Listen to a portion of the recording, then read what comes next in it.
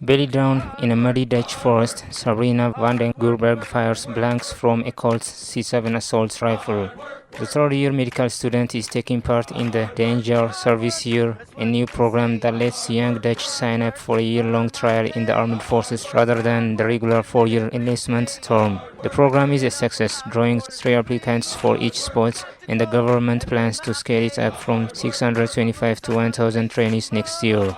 Yet it can hardly begin to solve the country's recruitment problems. The Dutch armed forces number 49,000, less than a fifth of their size during the Cold War, and 1 in 10 positions is vacant. Last year, regular enlistment yielded just 3,600 of a hoped for 5,000 new soldiers. This is at a moment when, in the face of the largest war on the continent since 1945, many European countries actually want to expand their armed forces, not just maintain them. By 2030, Germany hopes to raise its troop strength from 182,000 to 203,000 and France from 240,000 to 275,000. Poland plans to go from 197,000 to 220,000 by end of this year and eventually 300,000. The problem is that today's career-oriented, individualistic young people are reluctant to join up, and it is not just Europe that is struggling with recruitment.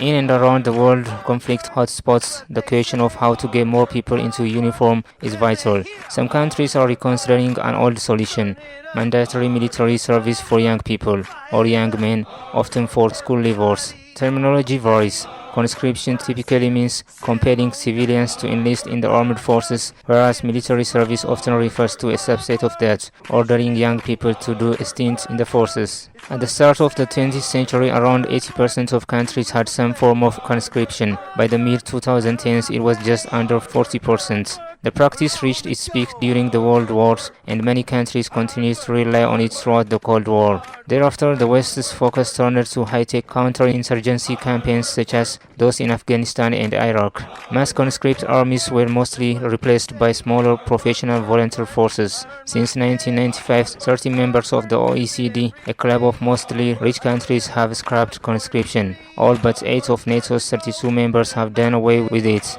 But authoritarian countries such as Iran, North Korea, and Russia have doubled down on their press-ganged armies. The most urgent discussion around mandatory military service and conscription is in countries that face a serious threat of war or are already in one. Take Ukraine. More than 2 years on from Russia's invasion, thousands of men there are fleeing across the country's borders or hiding to avoid being served enlistment papers. On April 2nd, a lack of troops means Ukraine's government was forced to lower the minimum age of conscription from 27 to 25. Russia has thrown hundreds of thousands of forcibly mobilized men into the meat grinder of its war.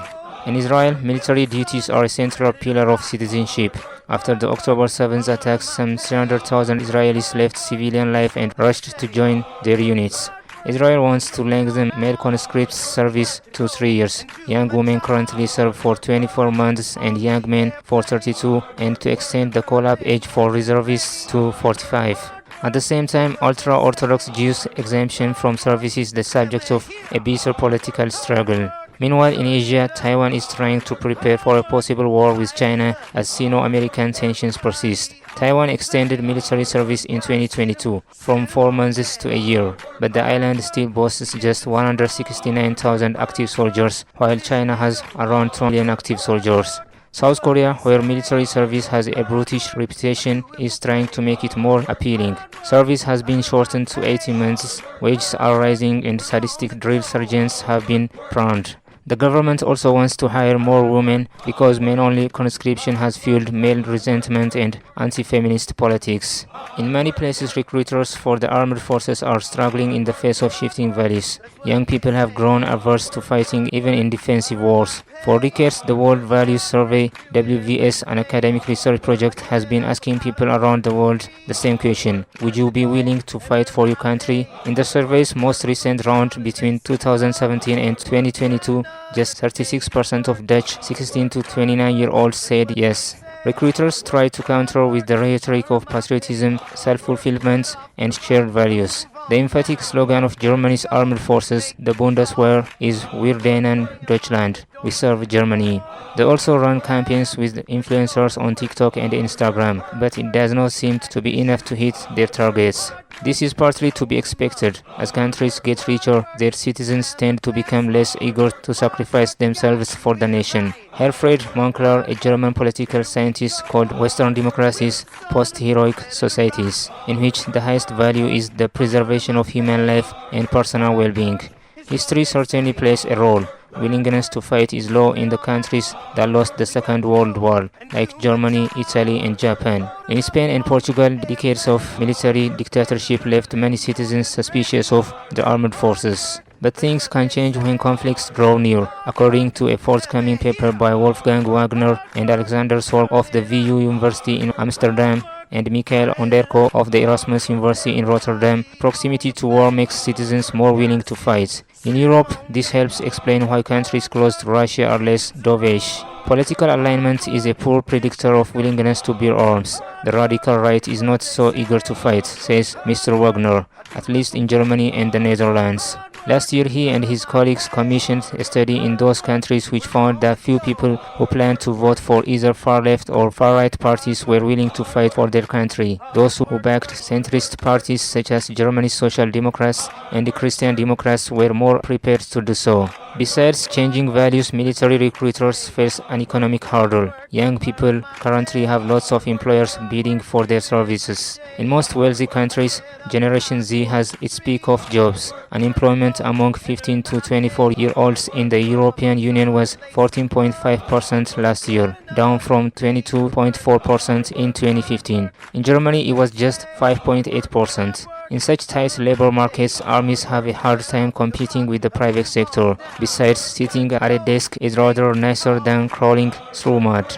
In some wealthy countries, however, young people's willingness to fight remains high. In France, the share is 58% in the WVS. The figure is higher still in Singapore, Taiwan, and South Korea. In Denmark, Finland, Norway, and Sweden, four of the wealthiest and most peaceful countries in the world, two-thirds or more of citizens say they are willing to fight. All are close to Russia. Their expanding armed forces also have no trouble finding soldiers. All four have compulsory military services for young people. Sweden actually eliminated the practice in 2011, but brought it back in 2018 after failing to meet recruiting targets. It is an intriguing case study for others.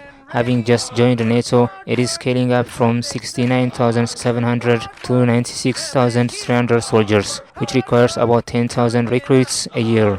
All of the country's 19-year-olds, men and women, must fill out service questionnaires. A bit under a third qualify, and the 10s are ultimately inducted. Rather than throwing young people on the armed forces, in Sweden mandatory service seems to make them more enthusiastic. In exit surveys at the end of their stints, about 80% of the conscripts would recommend other young people to do military service, says Paul Johnson, the defense minister. Some 30% re-enlist as soldiers or reserves, because more young people qualify than are needed. Only the best candidates make it in, and military service looks good on one's CV. This kind of conscription helps keep Nordic armies a melting pot for different classes and discourage political polarization. Volunteers in armed forces tend to skew towards the right. In Germany, neo-Nazi cells have been uncovered in the Bundeswehr. In the Middle East too, many states see military service for young people as a social adhesive. The United Arab Emirates introduced it in 2014, partly to forge a sense of shared identity among its youth. Morocco, Jordan, and Kuwait have followed suit. Shortfalls across many democratic states suggest that better recruitment strategies can do only so much to boost troop numbers. Few medical students have Ms. van den Gurberg's drive to take up infantry training on the side. In liberal societies, large segments of the population have come to see serving in the army as someone else's job. Reintroducing obligatory military service for youngsters might be politically and practically unworkable for the same reason recruitment is falling short. Citizens feel alienated from the armed forces, yet the Nordic models seem to help bridge the gap, ensuring that military service remains a natural part of social life and nudging more school leavers to consider a related career. Other youngsters may still only join up in a crisis. It is fear that moves you to action, says Andrei, a former television producer now fighting in eastern Ukraine. He signed up the day after Russia invaded. Most Ukrainians did not believe they would ever have to fight for their country either. Send 'em on down. Hard work, the engines are on. Hard work, the mission is gold. Hard work is what they say.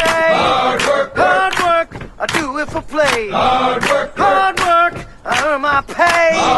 Hard work, we're on the go.